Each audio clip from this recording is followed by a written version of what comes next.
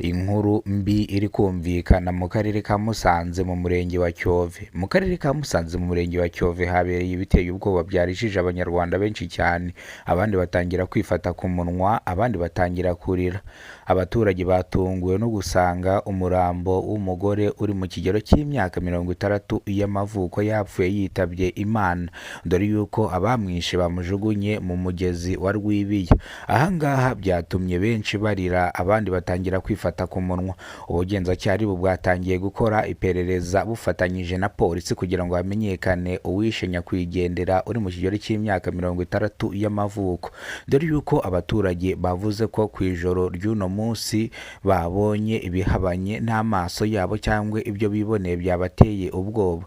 Bavuga yuko gutangira umwaka w'2026 ari ikibazo, kandi bavuga yuko bahangayikishijwe n'izi mfu zikunze kubera mu karere ka Musanze mu murenge wa Cyove. Bityo reka nongere mbifurize umunsi mwiza, mbifuriza n'umwaka mushya muhire w'2026 bantu twabanye mwese, kandi wakoze subscribe kuno muyoboro wa Kidasamura TV Rwanda uruw'agaciro. Ibyo tugezeho niwe tubikesha, n'ibyo twenda kugeraho niwe tubikesha. Ndaza kubabwira n'amakuru ari kuvurwa mu karere ka Kamonyi, aho abagabo batatu bitwikiriye ijoro bakajya gucukura amabuye y'agaciro mu buryo butemewe n'amategeko, batatu bakagwira n'ikirombe, umwe akahita hasiga ubuzima, abandi bagakomereka. Ni mu gihe abaturage bavuga yuko iki kirombe cyahagaritswe ku mugaragaro bitewe n'uko kitari cyujuje ibisabwa, ariko bamwe bitwikira amajoro bakajya gucukura amabuye mu buryo butemewe n'amategeko.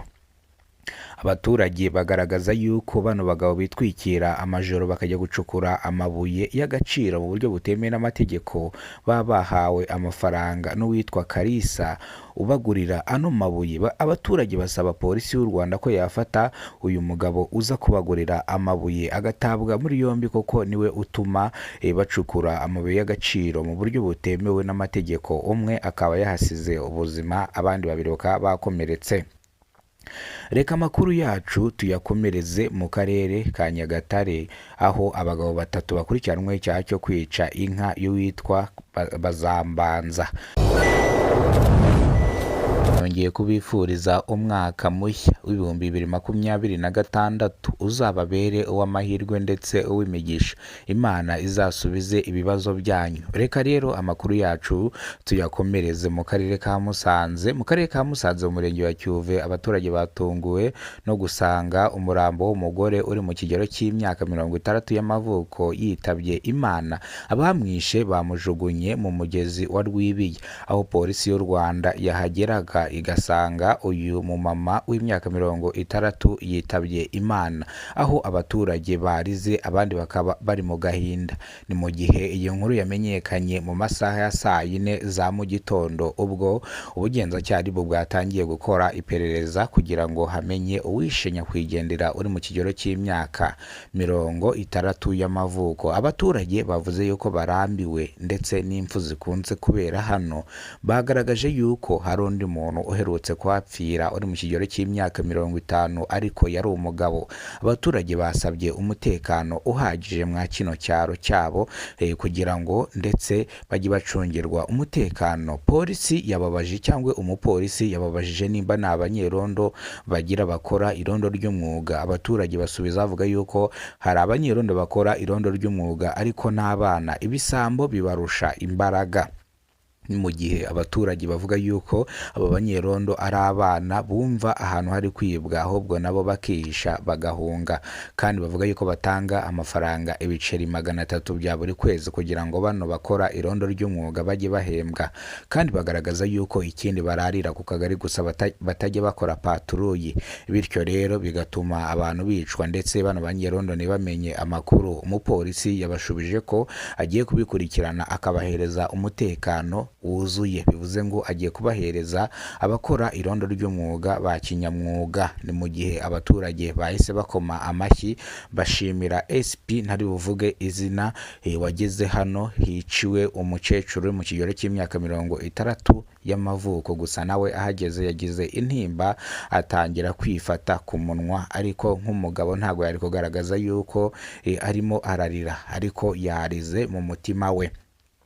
Reka amakuru yacu tuyerekeze mu karere ka Kamonyi. Mu karere ka Kamonyi habereye naho ibyarijije abanyarwanda benshi cyane, amakuru atari meza, amakuru yarijije abanyarwanda benshi cyane, abandi batangira kwifata ku munwa.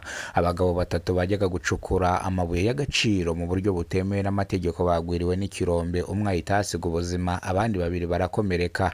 Bityo abaturage bavuze ko iki kirombe cyari cyarahagaritswe ku mugaragaro bitewe n'uko kitari cyujuje ibisabwa, ho gikundutse batanu bari barimo imbere bakaburira ubuzima, abandi 10 bagacukura bagasohoka. Iki kirombe cyese gihagarikwa ndetse ku mugaragaro izuba riva. Abaturage bavuga yuko bagenzi babo bitwikira amajoro bakajya gucukura amabuye y'agaciro mu buryo butemewe n'amategeko, bamwe bakaburira ubuzima. Ni mu gihe abaturage bavuga yuko hari umukire uturuka hano mu mujyi wa Kigali uza kubagurira amabuye y'agaciro, bityo rero akanabasigira na vasi, bigatuma bano bagabo ijoro ryagera bakajya gucukura amabuye y'agaciro kugira ngo babone icyo bishyura wa mugabo. Bityo abaturage basabye inzego z'ubutabera, ndavuga inzego za polisi, ko uyu mugabo yafatwa agafungwa, kubera ko niwe ntandaro ya bano bagabo kujya gucukura amabuye y'agaciro badafite ubagurira ano mabuye y'agaciro, ntago bajya kuyacukura. Bityo rero basabye polisi y'u Rwanda ko uyu mugabo yatabwa muri yombi. Ni mu gihe abaturage bisabira ubufasha leta y'u Rwanda batuye mu karere ka Nyamagabe. Abaturage batuye mu karere ka Nyamagabe bavuga yuko babuze ibyo kurya ndetse bavuga yuko inzara igiye kubica. Barasaba leta y'u Rwanda ubufasha. Abaturage batuye mu murenge wa Kitabi, mu kagari ka Mujuga, mu mudugudu wa Nyakanyeri, ahubakiwe abantu batishoboye, no kuvuga ngo ni mu mudugudu w'abatishoboye.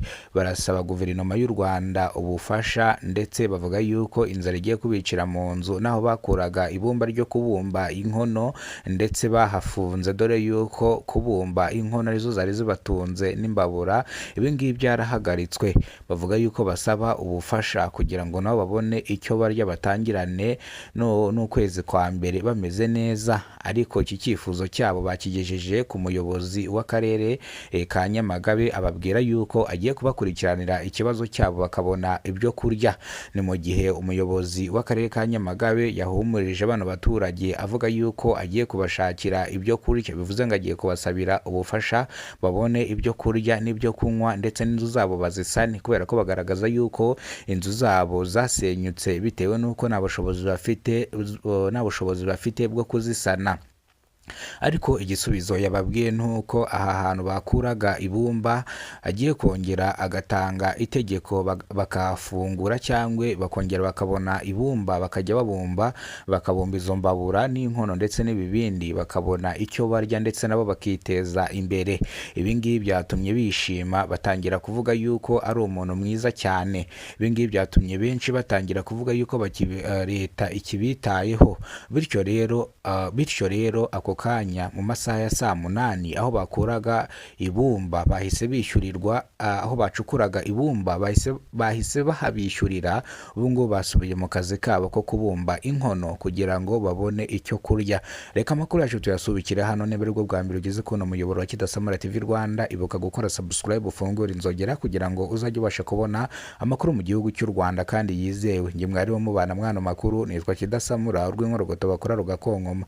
Reka nongere mbifurize umwaka